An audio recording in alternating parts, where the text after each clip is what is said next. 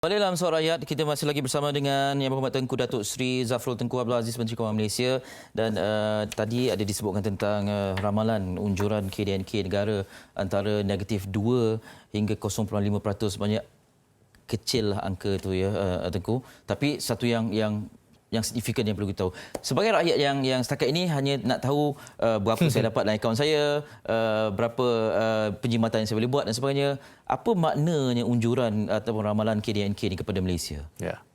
Jadi apa yang maknanya pada Malaysia ni, kita akan mengalami ekonomi kita akan slow down.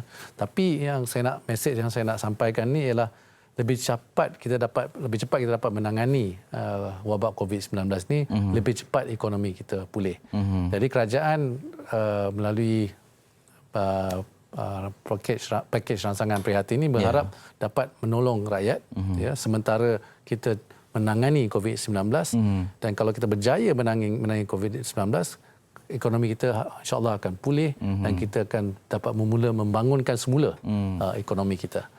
Jadi untuk rakyat, fokusnya ialah kita akan cuba dengan pakej prihatin yang diumumkan oleh Perdana Menteri, pakej prihatin ini, kita nak selamatkan pekerjaan. Ya. Jadi kita nak rakyat semua masih ada pekerjaan, industri masih lagi berfungsi, terutamanya industri-industri yang besar dan juga PKS. Ekonomi kita terus, kerana bila wabak COVID-19 ini dapat ditangani, kita kena bersedia. Kita mestilah bersedia untuk memulihkan ekonomi kita. So masa 3 bulan ni, 3 hingga 6 bulan ni, masa kita nak menangani wabak ni, masa itulah kita sebagai kerajaan yang prihatin mesti menolong. Make sure that the foundation is still there. Se-idealistik kita, tapi ini satu yang unprecedented. Kita tak tahu apa yang akan berlaku selepas ini, kan. Yang penting kita sentiasa berwaspada dan sentiasa membuka mata. Tengku sebutkan dalam temu bual sebelum ini yang saya sempat lihat tentang fiscal discipline ni. Setakat ini kita berupaya untuk memperuntukkan bantuan ini tanpa kacau duit negara, dalam kata lain. Jadi sejauh mana setakat ini fiscal discipline kita? Ya. Jadi sebelum ni fiscal deficit, kita punya budget deficit ya. Budget deficit ni sebelum pada masa kita mengumumkan bajet 2020, bajet defisit kita diramalkan lebih kurang 3.2% bajet defisit. Lepas tu masa kita umumkan pakej rangsangan yang pertama yang sebanyak 20 bilion, bajet defisit diramalkan naik hingga 3.4%. Dan bila kita mengumumkan pakej prihatin pada 27 Februari lepas, bajet defisit naik ke 4%. Dan sekarang pada hari Isnin lepas, masa kita buat tambahan bagi pakej prihatin sebanyak 10 bilion ringgit, bajet defisit diramalkan naik daripada 4% ke 4.7%. Semua ini adalah suntikan sebanyak fiskal sebanyak 35 bilion ringgit ini akan dibiayai melalui pinjaman, yang pinjaman dan juga dividen daripada agensi-agensi kerajaan dan syarikat-syarikat kerajaan dan syarikat-syarikat berkanun.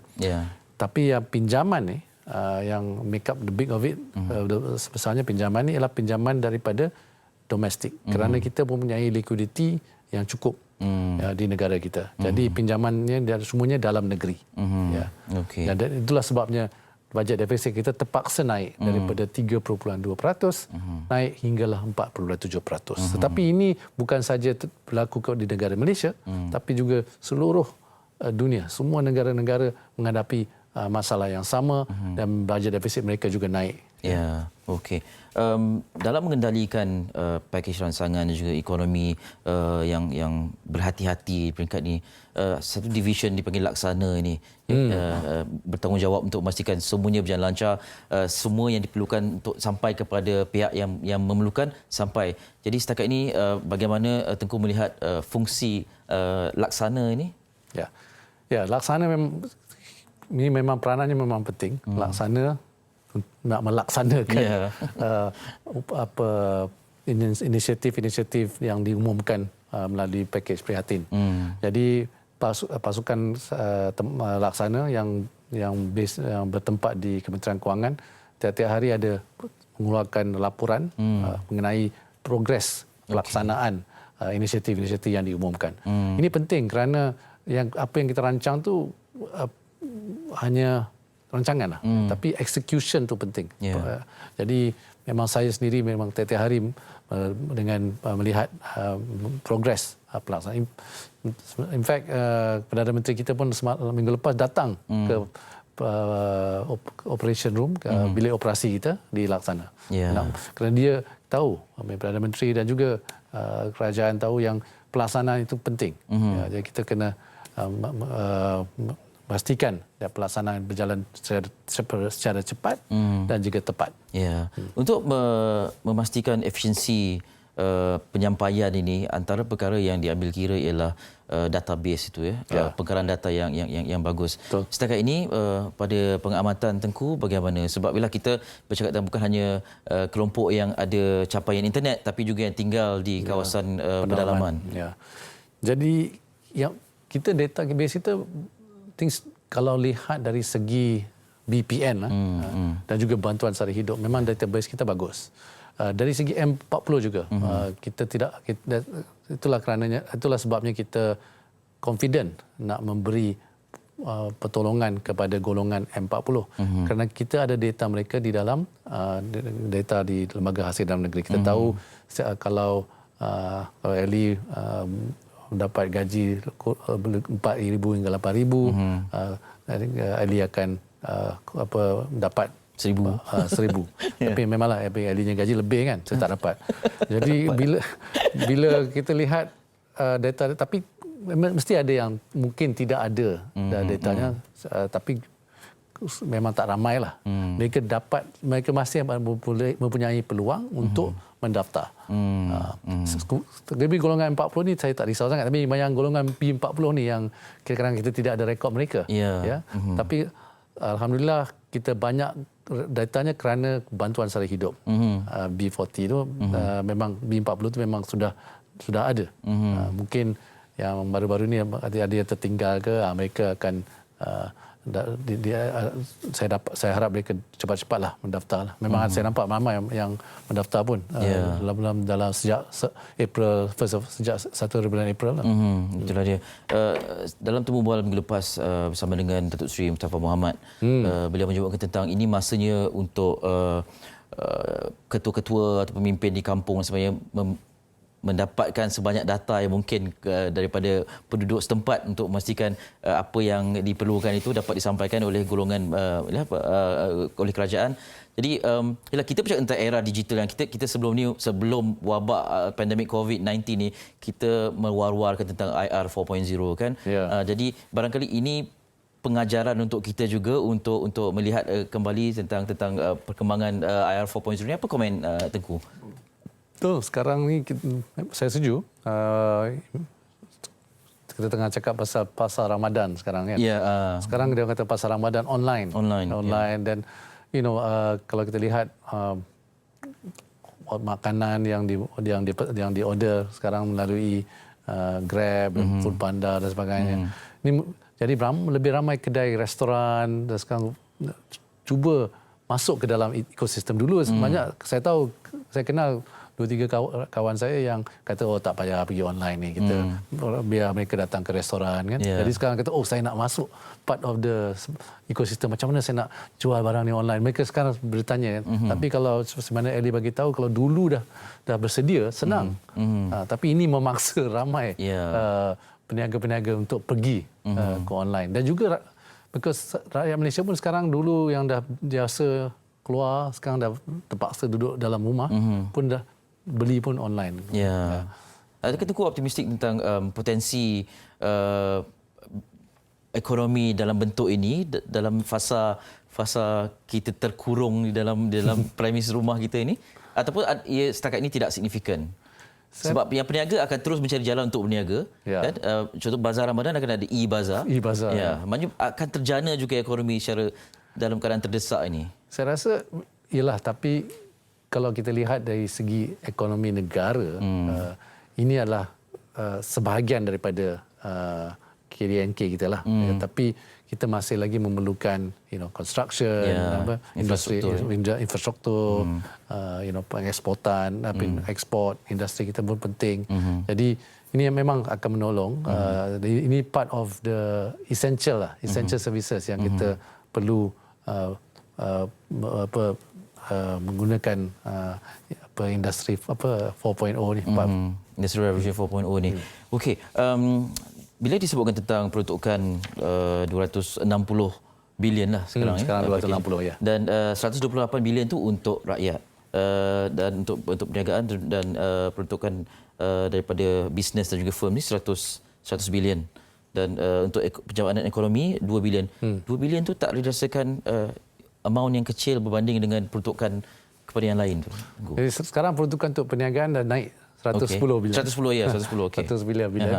Yang 2 bilion ni sebenarnya ialah tadi cara saya nak explain ni. Kita nak melindungi rakyat dan juga peniaga. Yang ekonomi ni tu kalau kita lindungi rakyat dan juga kita lindungi peniaga, ini akan memperkukuhkan ekonomi. Jadi yang 2 bilion ni sebenarnya hanya untuk memperkukuhkan ekonomi, tapi yang kita lihat perbelanjaannya sebenarnya untuk rakyat dan juga dan juga peniaga. Yang merupakan tunjang ekonomi kita. Okey. Kita nak faham segala angka yang dilontarkan kepada kita oleh kerajaan ini, selain daripada angka statistik pandemik COVID-19 ini, banyak juga boleh kita pelajari setakat ini. Okey, sebagai seorang menteri yang bertanggungjawab untuk mencorakkan peruntukan pakej prihatin ini, ada kementerian-kementerian ataupun agensi yang paling terkesan terpaksa mengorbankan sikit bajet dalam kementerian masing-masing. Jadi bagaimana budi bicara ini dibuat ketika mesyuarat sebelum ini? Kalau boleh kami tahulah. Tak, jadi ini Kementerian Kewangan pun juga terlibat. Kita sebagai kerajaan, semua kementerian-kementerian haruslah bekerjasama. Setengah kementerian kena jimat lebih lah. Bukan jimat, tapi kosnya turun lebih. Saya bagi contoh lah ya. Contohnya Kementerian Pelancongan. Tahun ni kita patut ada Tahun Malaysia. Visit Malaysia ya kan, tahun melawat Malaysia 2020. Jadi ini telah dibatalkan. Jadi ada penjimatan lah di situ. Kerana kita tidak perlu spend untuk advertisement sebagainya lah, ataupun acara event. Dan banyak juga kementerian-kementerian lain sekarang, kalau dulunya ada program untuk buat event, semua sekarang tidak dapat. Ramai pegawai-pegawai kerajaan pun dah tak travel dan sebagainya. Jadi ini ada penjabatan lah, tapi setengah kementerian akan jimat lebih daripada yang lain. Yang penting ni semua penjimatan ini mestilah diberi kepada rakyat untuk mereka membelanja. Kerana ekonomi ini, kita nak stimulate ekonomi ini, nak merangsangkan ekonomi ini ialah melalui perbelanjaan. Betul. Jadi bukan kita nak jimat duit lepas tu simpan, tapi kita nak jimat duit untuk dibelanjakan. Jadi kalau kementerian atau kerajaan tidak dapat membelanjakan duit itu, kita bagi kepada rakyat biar mereka belanja dan rangsangkan ekonomi. Okey. Soalan terakhir saya, ini krisis kesihatan yang ada melihat boleh menjadi krisis ekonomi ataupun ia bergerak serentak. Jadi sebagai seorang menteri yang bertanggungjawab untuk memastikan keadaan terkawal dari aspek ekonominya, apa yang Tengku boleh pesan kepada rakyat Malaysia? Ini satu balance lah. Kepentingan ekonomi dan kepentingan kesihatan. Kita perlu mendapat balance, imbangan.